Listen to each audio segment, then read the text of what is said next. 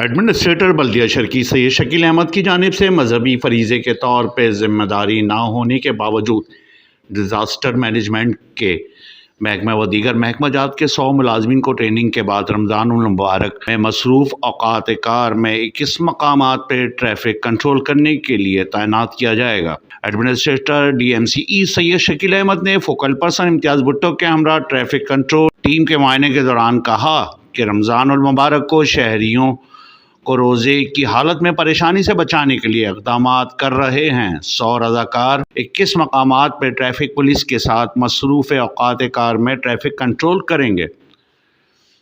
University road پر ترقیاتی کام جاری ہے، لہٰذا یہاں خاص طور پہ رضاکار تعینات کیے جا رہے ہیں۔ انہوں نے کہا کہ جو ملازمین ٹریفک رضاکار کے طور پہ فرائض انجام دیں گے، انہیں پہلے ٹریننگ دی گئی ہے تاکہ وہ مکمل طور پہ امور کی واقفیت رکھتے ہوئے بہتر طریقے سے فرائض سر انجام دے سکیں۔ نمائش چورنگی پہ ایک کیمپ لگایا جا رہا ہے جہاں عوامی مسائل کے حل کے حوالے سے شکایتیں کی جائیں گی، جس کا ازالہ متعلقہ محکمہ جات ممکن بنائیں گے۔ اس موقع پہ ڈائریکٹر طفیل دورانی نے کہا کہ ملازمین کو رمضان المبارک میں ٹریفک فرائض سر انجام 15,000 روپے افطاری الاؤنس دیا جائے گا۔